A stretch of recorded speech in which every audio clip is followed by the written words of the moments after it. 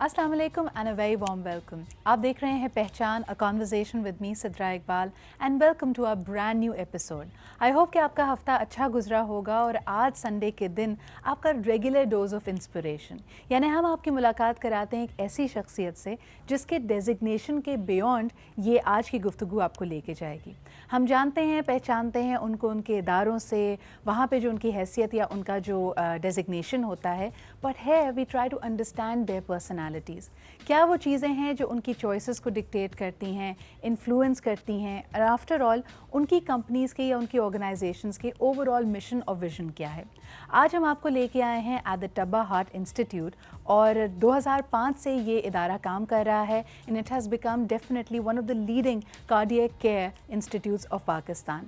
आज यहाँ पे हम आए हैं तो देख रहे हैं इन फैसिलिटीज़ को भी, यहाँ पे मौजूद पेशेंट्स, यहाँ के consultants, and it is definitely state of the art. तो हम जानना चाहेंगे कि आने वाले दिनों में इस ऑर्गेनाइजेशंस के क्या प्लान्स हैं, what is more going to happen over here. और इसी सिलसिले में आज की जो हमारी गुफ्तगू है, आज की जो हमारी शख्सियत हैं, हमारे साथ मौजूद हैं the chief operating officer of the Tabba heart institute, mister Musharraf Hussain. अस्सलाम वालेकुम sir. Walaikum assalam. Thank you so much for having us over, and it is a pleasure to come to the state of the art organization. मुझे ये बताइए कि 2005 में जब ये इदारा इसका क़याम हुआ तो क्या विज़न था, और आज 7 साल गुजर जाने के बाद आप अपने आप को उस विज़न से, उस मिशन से कितना करीब पाते हैं? देखें, आइडिया कंसीव किया ये 2002 में हमारे लेट चेयरमैन अब्दुल रज़ाक तब्बा साहब ने। इस वक्त जो नीड उनको ये फील हुआ कि एक international state of the art cardiac institute की एक नीड कराची में है, जिसको जो है उन्होंने इस चीज़ को विज़न किया और प्लान करना शुरू किया 2002 से। इसके लिए इन्होंने सिंगापुर, इंडिया और मुख्तलिफ़ जगहों पे जो है वो विज़िट्स किए ताकि वो हॉस्पिटल्स को देख सकें किस तरीके से कार्डिक हॉस्पिटल जो है वर्क कर रहे हैं। ये शो करता है कि वो पर्सनल कमिटमेंट उनकी, वही चाहते तो किसी कंसल्टेंट को भी दे के ये सब चीज़ें करा सकते थे, लेकिन पर्सनल कमिटमेंट थी और उन्होंने इस चीज़ को ख़ुद विज़िट किया। और 2002 से ये चीज़ें शुरू हुई और इसकी कंस्ट्रक्शन स्टार्ट हुई 2003 में। 2005 में ये इदारा जो है वो इसकी कंस्ट्रक्शन कंप्लीट हुई और मार्च 2005 को इसके इनाग्रेशन जो है हुआ। आफ्टर इनाग्रेशन इसके ER को, एमरजेंसी को हमने स्टार्ट किया और इन पेशेंट जो है हमने यहाँ पर ट्रीट करने शुरू किया। बेसिकली आइडिया ये था कि ये जो डेंसली पॉपुलेटेड एरिया में जो ये इंस्टीट्यूट बनाने का आइडिया उस वक्त ये था कि कार्डिक ट्रीटमेंट में जो टाइम फैक्टर है बहुत इंपॉर्टेंट है। हम ये कहते हैं कि फ़र्स्ट आवर जो है वो गोल्डन आवर होता है। अगर आपको किसी किस्म की कार्डिक प्रॉब्लम हो रही है, लेट से अगर हार्ट अटैक वगैरह की प्रॉब्लम हो रही है, तो फर्स्ट आवर जो है वो गोल्डन आवर्स है। अगर आप पहले 1 घंटे में हॉस्पिटल पहुंच जाते हैं और आपका ट्रीटमेंट स्टार्ट हो जाता है तो काफ़ी चांसेस होते हैं कि आप के हार्ट को किसी किस्म का डैमेज ना हो। नहीं, हार्ट मसल्स, अगर आपको हार्ट अटैक होता है तो हार्ट मसल्स जो है वो डैमेज हो जाते हैं और फिर उनकी एफिशिएंसी जो है वो नहीं रहती है। लेकिन फ़र्स्ट आवर में अगर आप पहुंच पाते हैं तो आपकी हार्ट की डैमेज की पॉसिबिलिटी बहुत कम होती है। अच्छा, यानी ये एक इम्पॉर्टेंट पॉइंट हमारे व्यूअर्स के लिए भी है। इनफैक्ट यहाँ पे ये कहना गलत नहीं होगा मुशर्रफ साहब कि अगर हम अपने दीन की तरफ भी देखते हैं और वैसे भी दुनियावी लिहाज से भी जब इसकी बात की जाती है तो कभी भी किसी चीज़ की अहमियत पे स्ट्रेस करने के लिए या उसको ज़्यादा उभारने के लिए हमेशा उसको दिल की हैसियत दी जाती है। एंड आई थिंक इंसानी सेहत और जिस तरह का आजकल हमारा लिविंग स्टाइल हुआ है, बहुत ज़रूरी है कि हम ख्याल रखें छोटी छोटी चीज़ों का।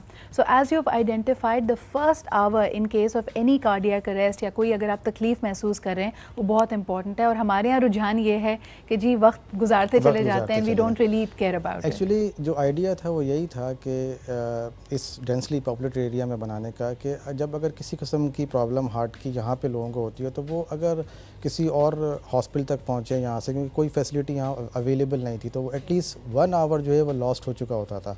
और फिर आप जब लैंड अप करते थे किसी हॉस्पिटल में आप अदर शहर के दूसरी तरफ, तो उस वक्त तक काफ़ी देर हो चुकी होती थी। NICVD वगैरह में अगर आप पहुँचें तो एटलीस्ट इस एरिया से NICVD पहुँचने में आजकल तो अराउंड 90 मिनट्स का जो है वो टाइम जो है वो निकल जाए। तो एटलीस्ट जो 1 आवर की सेविंग थी उसको हम चाहते थे कि यहाँ पे इस एरिया में जो है वो ऐसा पार्ट ऑफ द प्लान कि हम इस एरिया में ऐसा हॉस्पिटल जो है वो स्टार्ट करें जिसमें लोगों को इमीडिएट जो है वो अटेंशन मिल सके और पेशेंट जो है वो यहाँ पे आके जो है वो अपनी ट्रीटमेंट जो है करा सकें। साथ साथ आइडिया ये था कि cardiac treatment itself very costly treatment, काफ़ी कंज्यूमेबल जो है हमें इंपोर्ट करने पड़ते हैं और डेफिनेटली इसमें जो है कॉस्ट इन्वॉल्व होती है। तो उसके साथ साथ हम ये चाह रहे थे कि इंटरनेशनल लेवल का international state of the art hospital affordable cost के साथ जो है वो हम कराची के लोगों को जो है प्रेजेंट करें। थोड़ा सा मैं कंपेयर करना चाहूँगी क्योंकि आप अफोर्डेबिलिटी के हवाले से बात कर रहे हैं। इंडिया समहाउ अभी रिसेंटली हम देखते हैं बहुत सारे केसेस हमने मीडिया पे भी देखे कि बहुत सारी मोहलिक बीमारियों में मुब्तला पाकिस्तानी उन्होंने भी उसी तरफ जाना तरजीह दिया, बिकॉज़ एक तो मेडिकल ट्रीटमेंट का सस्ता होना, अफोर्डेबल होना बहुत इंपॉर्टेंट होता है। तो पाकिस्तान में भी अगर हम अपने कंसल्टेंट्स की तरफ देखते हैं, doctors, paramedic staff, state of the art है। It is some of the best doctors and consultants of the world come from Pakistan. आपको क्या लगता है कि attracting international patients where they see you as a destination, यानी इसको तो अब एक medical tourism का लफ्ज़ ही कहा ही जाता है, तो वो कैसे पाकिस्तान में प्रमोट किया जा सकता है आपके ख्याल? देखें, अगर आपने जैसे भी एग्जांपल दी इंडिया की, मेडिकल टूरिज़म एक्चुअली इंडिया में तो एक इंडस्ट्री की जो है वो तकरीबन उनकी एक शक्ल हो गई है और मिडल ईस्ट से और इवन यूरोप से और अमेरिका से भी पेशेंट जो है वो इंडिया जो है वो ट्रैवल कर रहे हैं फॉर मेडिकल ट्रीटमेंट। यहाँ पर भी पाकिस्तान में भी बहुत ज़्यादा गुंजाइश है मेडिकल टूरिज़म की। अगर आप देखें तो बहुत अच्छे हॉस्पिटल्स जो है वो यहाँ पे मौजूद हैं। ज़रूरत इस बात की है कि उसको कोऑर्डिनेट किया जाए, इस चीज़ को गल्फ़ में और बाकी जगहों पे भी इस चीज़ को जो है वो जो आप इस अवेयरनेस दें कि पाकिस्तान भी जो है वो एक बहुत ही पोटेंशियल मार्केट है। इसमें यहाँ पर भी जो है वो हेल्थ के हवाले से जो है वो जिस तरीके से इंडिया में या बाकी जगहों पे जो है वो अवेयरनेस है इस तरीके से और हम उनको जो है वो प्रोवाइड कर सकते हैं इस किस्म से। इसमें हमने एक थोड़ा सा जहाँ तक गल्फ़ का ताल्लुक़ है, specially UAE, Qatar, Saudi Arab and Oman वगैरह, यहाँ हमने कोशिश की है और हमारा एक एग्रीमेंट भी जो है इनसे हो गया है और कुछ पेशेंट हमने यहाँ रिसीव भी किए हैं सऊदी अरब से भी और UAE वगैरह से भी पेशेंट, जिनको हमने यहाँ पे कार्डिक ट्रीटमेंट जो है वो इनका यहाँ किया है। और मतलब आप कह सकते हैं कि बिगिनिंग तो है, अब इसको फर्दर किस तरीके से ऑर्गेनाइज़ करें उस पर हम ऑलरेडी जो है वर्क कर रहे हैं। थोड़ा सा मज़ीद जानना चाहूँगी, ये जो आपने पेशेंट्स रिसीव किए इनका क्या प्रोफाइल था? Is this a government to government MOU या आपके? नहीं, ये टब्बा हार्ट इंस्टीट्यूट ने इंडिविजुअल लेवल पे जो है आपने कहते हैं ओन इनिशिएटिव लेते हुए जो है वहाँ पे इस चीज़ को जो है वो मार्केट एक्सप्लोर की और फिर वहाँ पे जो ये हेल्थ केयर प्रोवाइडर्स से उनसे बात की और फिर ये एक MOU जो हमारा साइन हुआ है उनसे, और ये अराउंड कोई 2008 से जो है वो हम इनके पेशेंट जो है वो रिसीव, इसमें यू कैन से इंश्योरेंस के पेशेंट भी जो है वो हमें रेफ़र हो रहे हैं ताकि वहाँ पे जो ट्रीटमेंट है काफ़ी कॉस्टली है और सेम ट्रीटमेंट अगर यहाँ हो रहा है तो आप कह सकती हैं उसमें 25% भी एक्सपेंसेस जो वहाँ पे इनकर्ड हो सकते थे उसके 25% एक्सपेंसेस यहाँ पे हो रहे हैं। तो इस हवाले से बेनिफिट जो है वो बोथ साइड पे है कि पेशेंट को केयर जो है वो इंटरनेशनल लेवल पे यहाँ पे मिल रही है और साथ साथ जो एक्सपेंसेस हैं वो भी उस लेवल के जो है वो नहीं हो रहे हैं। तो ये हमने स्टार्ट यहाँ पे किया है और जैसे मैंने आपको कहा कि कुछ पेशेंट हमने रिसीव भी किया, लेकिन डेफिनेटली बहुत ज़्यादा पोटेंशियल, बहुत ज़्यादा गुंजाइश, अभी बहुत सारा मज़ीद काम करना बाकी है। लेकिन शाह साहब एक सवाल आपसे ज़रूर करना चाहूँगी, because when I was going through your profile तो हमने देखा कि इससे पहले आप लियाकत नेशनल हॉस्पिटल में भी आपने काम किया, उसको भी उसकी मैनेजमेंट आप देखते रहे हैं, उसका पूरा computerisation and of course managing the finances of such a large hospital. फिर आपने इंटरनेशनल सेकंडमेंट्स भी की जिसमें मिडल ईस्ट के हॉस्पिटल्स शामिल हैं। आप जब टब्बा हार्ट इंस्टीट्यूट को देखते हैं and if you compare them with the cardiac institutes around the world, किस तरह रैंक करेंगे यहाँ की फैसिलिटीज़ को, यहाँ के कंसल्टेंट्स की, the quality of care that a patient gets, कैसे आप उसको देखते हैं? देखिए, अगर मैं बहुत शॉर्ट उसमें कहूँ तो इसमें मैं ये कहूँगा कि बहुत सौ से बेहतर जो केयर जो है वो इवन इंटरनेशनल लेवल पे, जैसे मेरा सऊदी अरब में भी जो है वो काफ़ी इन्वॉल्वमेंट रही मेरी, एक ग्रुप ऑफ हॉस्पिटल के साथ जो है मैं कॉर्पोरेट लेवल पे जो एसोसिएट रहा और हॉस्पिटल की कंस्ट्रक्शन से लेके उसके ऑपरेशन तक मैं इन्वॉल्व रहा डिफरेंट जगहों पे सऊदी अरब की। लेकिन जो स्टैंडर्ड हमने यहाँ पे जो है वो इस्टेब्लिश करने की कोशिश की, आप ये कह सकती हैं कि वो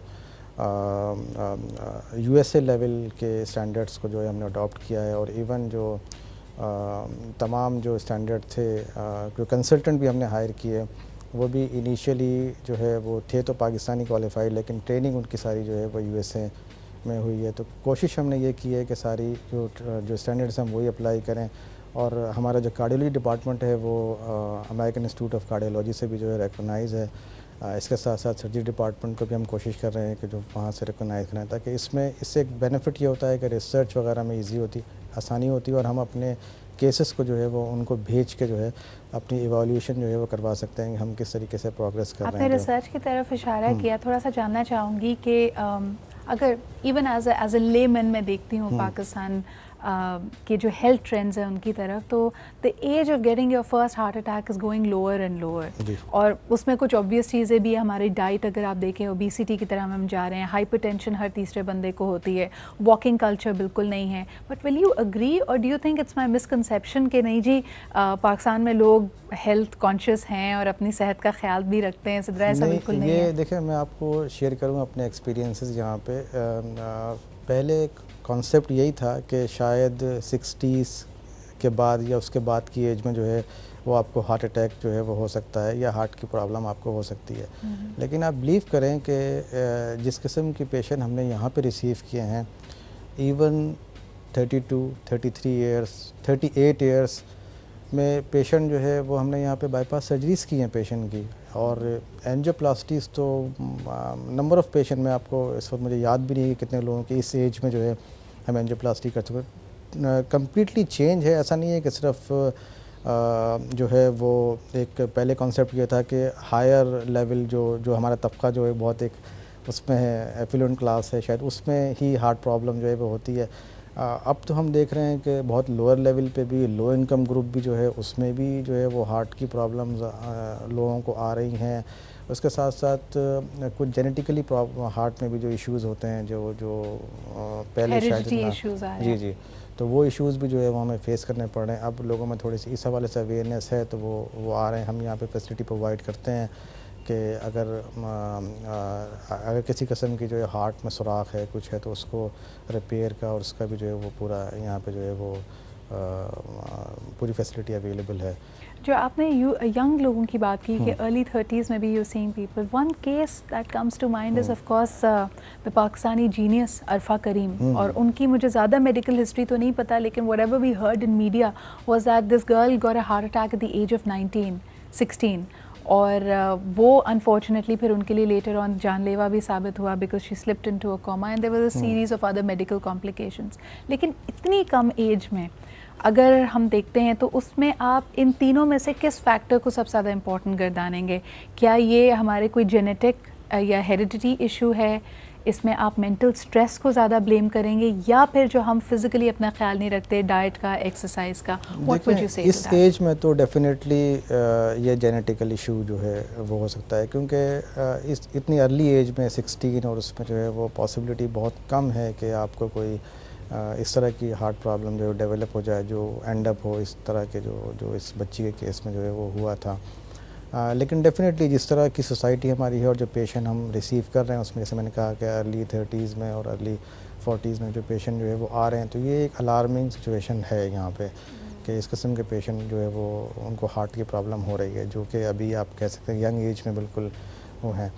तो इसके लिए ज़रूरी है कि अवेयरनेस को जो है वो बहुत बढ़ाया जाए, और यहाँ पे इस हवाले से, इस डिज़ीज़ के हवाले से जो अवेयरनेस लोगों में हो कि वो किस तरह अपने लाइफ स्टाइल को मॉडिफाई करें।